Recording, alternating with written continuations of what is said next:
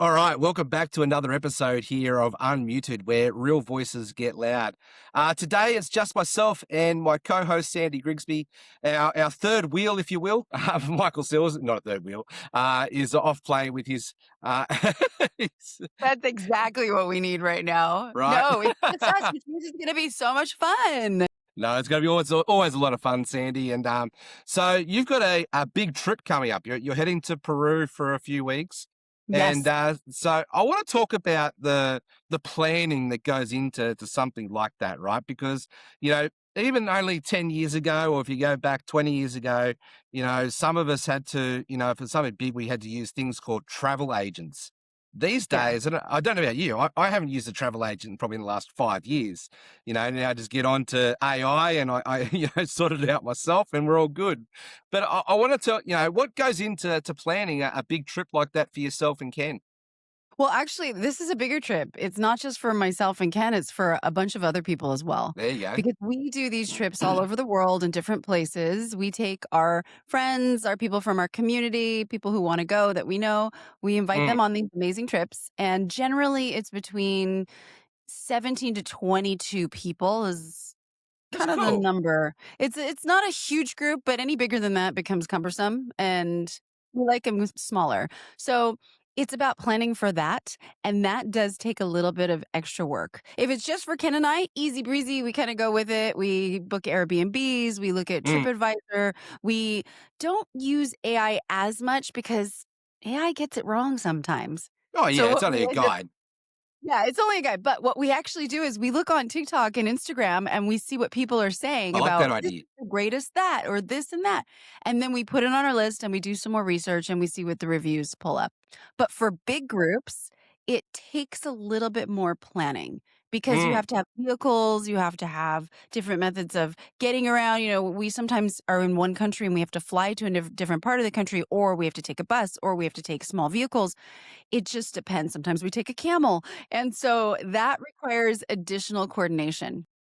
So are you the one organizing these group curated trips, or do you have someone do it for you? Like it sounds like it's quite an experience. It is. It just depends on the country and who we know. So, for Mm. example, we did a trip from Nepal to Cambodia. No, Nepal, Thailand, and then Cambodia. And because we live in Thailand, it made it really easy. So we could plan the whole entire thing and it was perfect. I'd say the hardest part were the flights. The Yeah. intercountry flights were the worst. But that because we knew people, we had connections, we were able to arrange transportation and coordinate things, and we had people that spoke the language, so it was very easy for us. And then when we did our trip to Jordan, which was earlier this year, we Mm. actually hired a company that is a travel company out of Jordan. So it's a local tourism company, but we put the itinerary together. So Yeah, they right. have their own standards, their own things that they do. And we looked at their schedule and we're like, it's kind of boring, Meh. Meh. because they want to keep it safe and friendly for families and they make it Yeah, kind of yeah. boring. And we're like, no. So in one day, people rode a camel, rode a horse, and rode a donkey. That That's an the company experience was in like, "What?" itself. Yeah. So, what we do is we plan out the trip. Again, we find things that on social media, we do Google searches, we do TripAdvisor reviews, we just look up stuff as what's the most interesting things, and Mm. then we make a master list. And then from the master list, we pick and choose the things that we wanna do that we think our group will have fun with. And a lot of times we've already been to the countries, so we already know ins and outs that aren't typical. Yeah, yeah. So for someone who doesn't normally travel like this, and they may be looking to explore, this type of adventurous lifestyle, what would you recommend they start? Like, what's some suggestions you would give them to help them point them in the right direction? Don't be afraid. Yep. That's the first thing because we come across so many people, or we still speak because we're from the US. We still speak to people in the US and they're afraid. Oh, I can't go to Thailand. There's a war going on. We're like, are you serious right now? You listen to too much news. Like, yes, there's a conflict at the border, but that's like so trivial. Even the Thai people are afraid of it. And it's like, Mm, we fly back and forth to Cambodia every few weeks. mm, It's not a problem. You can fly in and out. You just don't wanna be driving across the border where they touch. And a lot of the conflicts are blown out of proportion mm. because guess what? Fear sells and gets eyeballs. So when Click, you're click, click, hearing click, click. Yeah. exactly, when you're hearing, "Don't go to this country for this or that," I mean, we just kind of go, "Okay." We've been traveling. My husband and I have been traveling together since 2020. We left during COVID, and everyone said, "Oh, you can't go. You can't do this. You can't do that." We did everything. That's why we know where to go and we take groups now because we went to places where there were no people, there were no restrictions. We got great prices. We got the ins and outs and got to see things that are behind the scenes that other people don't normally get to see because we weren't afraid. And Mm. actually, we find that if there's a little bit of conflict, I'm not necessarily speaking of a war, but if there's an issue going on in a country, that means you get rock bottom prices, you get the best hotels, you get the best service because they don't have anyone coming to visit them. Yeah. So they got to give you the extra mile for sure. I love that attitude. So true. And all of our nomad friends say the same thing. They're like, "Oh, I went here during this time. It was amazing. There was no one there." Usually it's a sea of people. Like, here's an Yeah. example. Everyone's afraid to go to Dubai right now. Hmm. Our friends in Dubai are like, "It was like COVID. There's no one here. You can go to all the restaurants. It's great. It's amazing." I mean, they're just going off like, "Yeah, sometimes a bomb will fall out of the sky or something," but they're not they're not afraid. They're living their Yeah. lives. There are people still traveling there and doing vacations and in and out. And, even we have a flight that's going in Qatar and out. The flight was one of the best priced flights. Yep. You just got. I suppose it's all about what your risk tolerance is. What you're able to risk, right? This is the way I look at it. If I get blown out of the sky, I don't have to pay my taxes anymore. Well, at least you're living the life most people dream of. So it's, you go out with a bang, so to speak. It's true. I mean, think about it. You could go at any given moment. Yeah. Tree deaths happen more Mm. often in the US than other things. I mean, it kills Yeah. a lot of people. You can be taken out by a tree. Your car can be hit by another vehicle. A dog bite could get you. I mean, Yeah. there's so many Well, ways to go. my And in Australia, a spider could get you. I mean, right. Well, actually, my wife's cousin, so whatever relationship that is, her cousin, he is 54, worked for the Air Force, still active military. He passed away last week oh, from a death from a cat scratch. He got yes, got scratched by a yes. cat in Christmas. Never healed properly, never recovered properly, and unfortunately, we lost him, just a couple of weeks ago because of blood poisoning. Yep. Cat scratches. That's why when I love animals, I love them. And I'm notorious. You'll see videos on my social media of me just picking up kittens everywhere. But I'm so careful, especially Mm, with stray cats, even domestic cats, even my own mm, cats. Every time they scratch me, I disinfect right away. And I'm very, very hyper careful about that because mm. cat scratches and bites, they're deadly. You have to be Yeah. careful. But that's my point. How many people have cats and aren't afraid? But they won't get on a plane and fly to another country. It's like, Yeah. So really? it's definitely taking a risk, but it's not taking reckless risk. It's been smart about it. It's been educated and empowered about it. But then there comes to a point where, once you've done your research, you've done all everything you can to prepare, do you sit there in fear or do you take the leap of faith and you go? Like, Yeah. where do you sit on that? Like So, just this morning on the news, they were talking about 2 Southwest airplanes in the US. I think it was in Nashville or something, almost collided by 500 feet. 100 feet. That's in the US on a domestic flight. Mile. Exactly. I mean, they aren't even going anywhere interesting. They're taking people to like go visit their grandma. They didn't even go and see Machu Picchu or go hike Mount Fuji or do anything fun. So if you're going to take a risk, then make it fun and make it memorable and, Yeah. do something that Well, you wouldn't normally do. I must admit, I actually did take a bit of a risk today. I hit submit and I purchased the tickets. My family and I, family of five, we've got Harrison's 14, Lachlan's 13, Jackson, who's 9. We're going to live abroad in the US for 3 months. And I know Mhm. when I told you that, your That, face cringed, that's the biggest risk ever. Let's just put it right? that way. Yeah, and it's funny. It's funny. Like I have put it out on social media. Would you guys do this? And I've had a lot of people go, yeah, hell yeah. And then I've gone like, why would you bother? Like, Yeah, yeah, the politics over there, they're crazy. Like the crime over there's crazy. And it's like this is an opportunity of a lifetime. Here's the And thing, Jeff, the politics, don't worry about it. You don't feel it when you're on the ground. Boots on the ground in the US. I mean, unless you go somewhere political and they're talking about it. I have to say, Americans are lovely. I'm yeah, of American. course. They are friendly. They're warm. Especially when you go to the South, they'll say, "Would you like some sweet tea?" I And mean, and, they're just and everybody loves lovely. us Australians anyway. So And like your we've got that accent, covered. yes, you got that. You'll be good. The things Yeah. you have to look out are not the obvious because, again, Mm, people are friendly. They're going to show you around. You can ask directions. People are amazing in the US. What's not so amazing is the crime. mm, So you have to be very careful because break-ins into your Airbnb, into your hotel, in your car, if you leave things even hidden in your car, they will smash your window and they will steal and grab. It just is a way of life in the US. And people go, "Oh no, that's not true." And we have friends because when we left Los Angeles, we said, "This is how it's going to be." And now, years later, because we left in 2020, people are saying you were right. Everything you had mm. predicted about LA is accurate. People have left. It's not as safe. And some people go, "Oh, I live in a bubble. I don't feel it." They're starting to feel it now. So Yeah. Well, depending look, on the city you're in, you have to be very careful. and thank you very much for that tip, and too, and I take that advice from an expert for sure.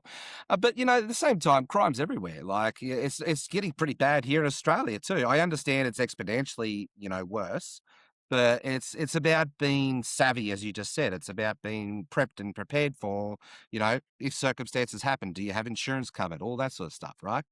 And I agree with you that crime is everywhere, but it's different at different levels everywhere. Of So, course. for example, we've lived in 10 countries, probably more, I lose Mm, count, in the past few years.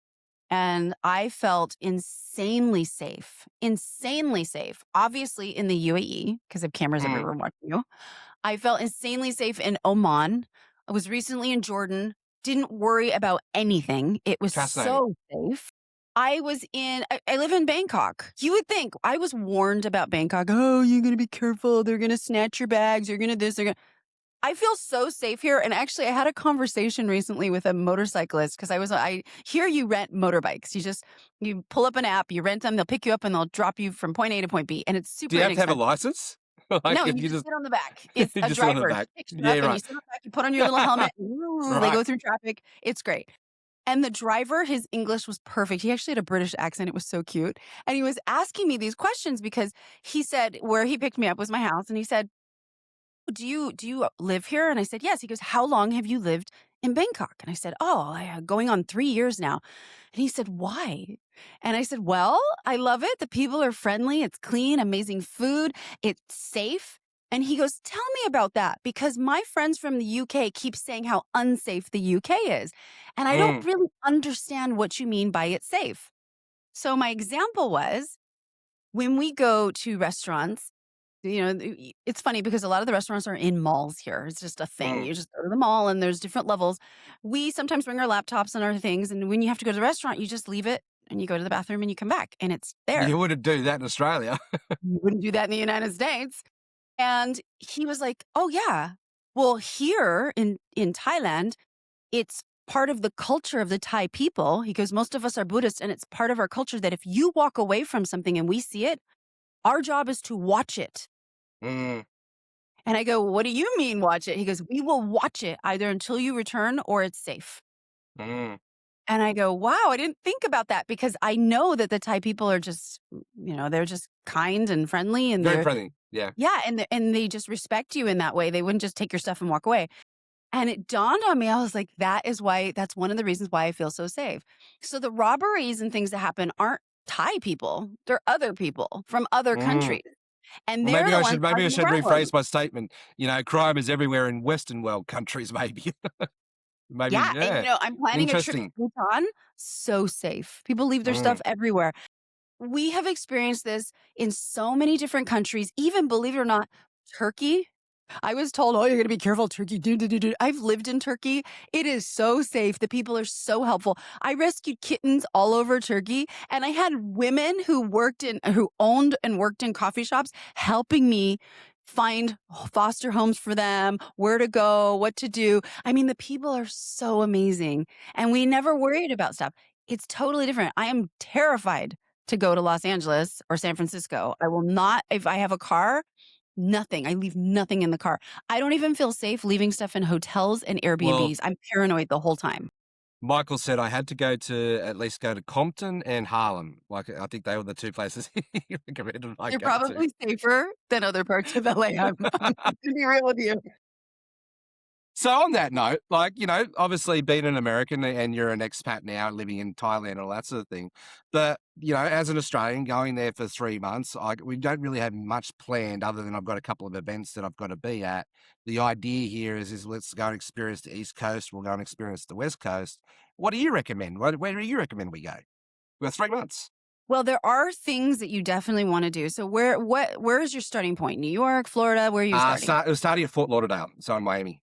Perfect. Oh, Florida has so many amazing things. You can drive up and down, go down to like the Keys, go through Miami, just explore. Florida is just an eyegasm of Yeah, exploration. There's so many things to do. And of course, you're probably going to want to take your kids to Disney World. that's I definitely on the list. Like, I that's love that's Epcot. Epcot is yeah, my go-to. Disney World, I'm not a I mean, I used to be a Disney fan when I was like 5. Now I'm like, eh. yeah.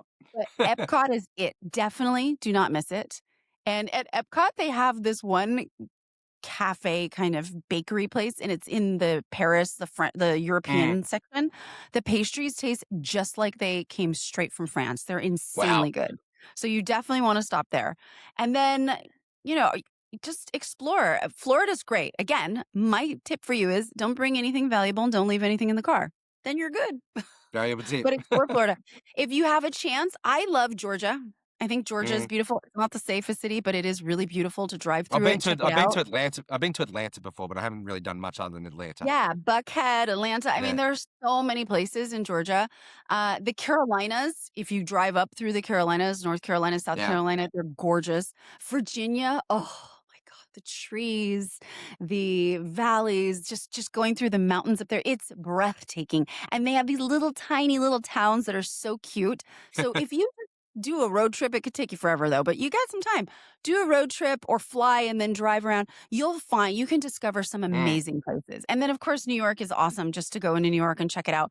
New York is very expensive and the traffic is a nightmare. So definitely I've heard try. it's good for a weekend to pop in and pop out, like, Yeah, just to go and pop in, experience it, get out. take the trains, take the subway, do what you Yeah. need to do. I actually last year did a trip I flew into Boston and then I took the train down to Connecticut and then Mm. down to New York, and that was awesome. The train ride was gorgeous. That I sounds met fun. wonderful people on the train. I had my luggage on one of those deadlock bolt lock things with no zippers. Get the luggage that has the clamps, not the Yeah. zippers. Yeah. Zipper ones, they can pop it with a pen and open it. With the clamps, they can't. It's much more difficult. But that train ride was phenomenal. So you might want to just do that. Take the train. You could go fly into New York. Well, that sucks to get from the airport to like the good part of New York, or go fly into Boston. Do Boston, which is so much fun. Great restaurants. It's really beautiful. And then take the train, go to Connecticut, check it out, hit some of the really cool restaurants. There's so many on the way. And then take the train again into New York. That's totally worth it. So I would do That'd that. be cool. Right, And so then, that's the East Coast covered, but what about the rest? well, you're going to do the central part of the United States, or you're going to hit the middle ground. We're Or you're gonna thinking hit the to west? experience Texas a little bit. So, Texas. we were My thinking it dad's from Texas, so I have a fond place for right, Texas in my heart. But uh, Texas is really cool. I actually was so impressed with Dallas yeah. because my dad's from like some little like podunk town in the middle of nowhere up past Houston that when I say it, people go, ooh. But my aunts and uncles live all throughout. And I have a friend who lives in Dallas and I had never actually been because as a child, we would visit my family. We would go to Austin, Houston, all those places. And she goes, you need to come and visit my ranch. It's outside of Dallas. So I flew in. It is so beautiful. And the Yeah. people are just so delightful. And there's so much to see. They have this cool area. I don't remember what it's called, but it's in Dallas where you can walk. And it's like a highway for bikes and pedestrians. And All right. it sits in the city and has like little overpasses and you can just walk through the trees and there's a guy who has a horse and his horse wears a costume. You can take pictures with him and everybody's so friendly. They're jogging with their dogs and you can have great conversations. There's cute little coffee shops. There's so much to do. So that part of Dallas is fun. And then if you get a chance, get a car and drive out to the country and go visit some of the ranches. They're beautiful. Go see the Mm. longhorn steer. Oh my God, they're the most insane things you've ever seen. Well, I They grew look up like on they're wearing costumes. I grew up on quarter horse studs, and we used to do cutting as a kid. So all of that sort of thing. So the horse sport. So I've definitely Texas is somewhere where I have to go. Like that's in my blood. Like I need to go. I've always wanted to go to Texas. I've always wanted to go do the ranches and even And you the gotta do PBR the Texan rodeos. barbecue. You know? Yeah, yeah. It's delicious. We Well, had actually, all of it. we were in last November, December. We did the north part of Texas. We drove through Amarillo, and there was a Cool. big steakhouse there, and it's like I got Yeah. the biggest tomahawk I've ever seen in my life. Oh my It's like God. Yeah, enough to feed 4 people. they have insane meat. And if you do go to Austin, Austin's a beautiful city. It feels less Texan to me than the rest of Texas. So, I Mm, mean, if I'm gonna do it, I'm gonna hit the hard stereotypes because that's just fun. But Austin still, it's a beautiful city. A lot of nice people. Dave Asprey lives in Austin, so I went and worked with him when I was there, and he's so much fun. But then another place I would recommend, actually, there's so many places in the US, it's so hard to narrow it down. Okay, Utah has some beautiful places. They have yeah, I've heard that. those sand hills. But if you don't make it up to Utah, if you go to Arizona, which is I lived in Arizona for a while, Scottsdale and all of Arizona, it's just gorgeous. Arizona Mm, has at night is my favorite when you go like dusk time. If you go walking, the temperature cools down and all of the crazy little animals come out, like bobcats and just weird things. You'll see rattlesnakes and they're just going down the road in Scottsdale. It's crazy, coyotes, everything. And it's just such an experience. The people are that's nice and the cool. food is insane. There are great hiking trails and you just discover nature there like never before. The springtime, which is right now, is just unbelievable in Yeah, Arizona. I've actually And got then if some you friends drive in Arizona, so we definitely have to go visit Arizona. yeah, So, definitely go to Arizona. It's one of my favorite places. And then if you drive and you drive back to California, there are sand dunes. So if you don't make it to Utah, there are sand dunes that you mm. can hit that are headed into like San Diego, and they're beautiful and they're great for photos. So if Is you that drive North into California there, or south of California? southern, so headed down, Yeah. like heading towards San Diego. So it's these Hmm. sand dunes that I can't remember what they're called, Dumas or I don't know. You can figure it out, but you drive from Arizona and head that way, and you'll see exactly what I mean. The sand dunes are gorgeous. They're white rolling sand dunes, and you can drive up into them and then walk. And the pictures are epic because you just Wow. see these rolling white sand dunes. It's amazing. And Well, then that's half California. why we're going there for us. The story is the influencer lifestyle. So Yeah. And of I've got to course, make sure I get the Instagram shots. if you get a chance to go to the Grand Canyon, Yes. that's Yeah. definitely incredible. I like parts of Nevada. I don't love Las Vegas. It's No, we went to not Las what it Vegas used to last be. year, and it's not my cup of tea. But I also Yeah. admit we did go to Vegas, and I didn't know it was on. The Formula One car race was on the same weekend Oh we my were gosh. there, and it That's was like crazy then. insane. It's like I want to get out of here. This is too much.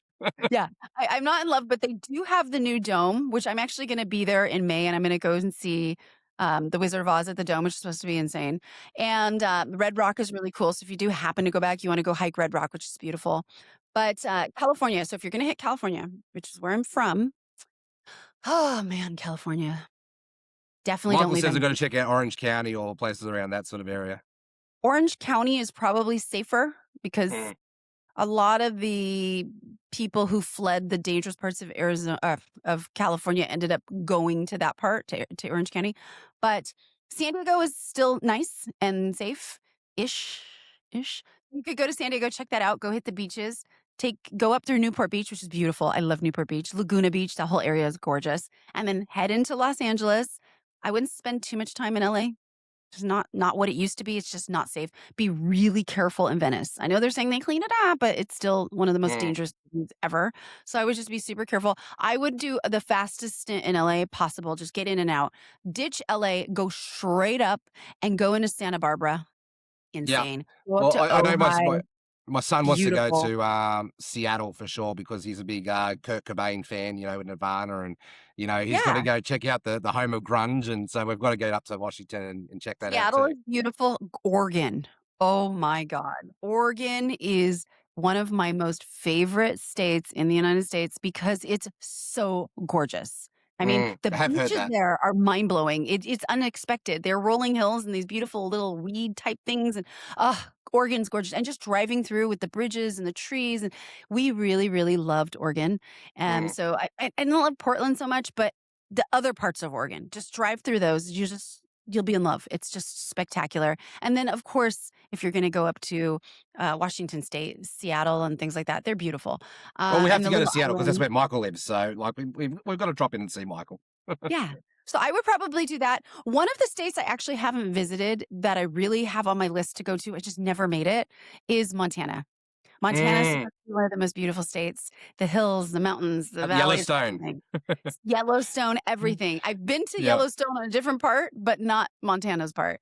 And so I highly recommend doing that if you get a chance. But it's a lot of jumping around. One of the cities that is really cool at certain times of the year, but also one of the most dangerous, I probably avoid it, is Chicago. Yeah, My yeah. husband's from Chicago. Someone just said they're going there, and he was like, "Ooh, The ooh." He's his like, the his "Like, you the old drive the through old there, the don't leave." 1930s, the 1940s history of Chicago fascinates me, but that's about it. Like, Yeah, and apparently the one hack for Chicago, if you are gonna go, which I don't know if I would go, there's supposed to be the tallest building. Can't remember what it's called because I'm not from Chicago. He's from there. He says there's a hack for the tallest building. So the tallest building, you go to the top, there's a restaurant. It's one of the most expensive restaurants in Illinois. It's insane, like insane. He said the hack is you skip the restaurant because you have to make a reservation. It takes forever to get one and it's insanely expensive. Skip the restaurant, go up one floor. And apparently there is a little like bar lounge. You can order a hot chocolate or a little drink there well, for there you around go. $5, $10, and you get a better view than the insanely expensive restaurant. So that's the one hack. There you go. Well, thank you very much. But I think we've run out of time for today's conversation. So, guys, if you've been listening to this conversation and you want to make sure that you tune in for the rest of our episodes, make sure you go subscribe. You can find us on Apple, YouTube, Spotify, all the usual places. And Sandy, once again, thank you very much for everything that you bring to the conversation. And Yes. really And if looking you're forward to, if you guys have any other ideas, list them yes. in the chat so we know where else to go and explore and talk about next. Yeah, that'd be fantastic. And so Sandy's going to be away for a few weeks, but it'll be myself and Michael continuing on with the show. And Sandy, travel safe and have an amazing adventure. And I can't wait to hear all about it when you get back. Thank you. And if I don't get back for some reason, just know I'm happy I don't have to pay my taxes.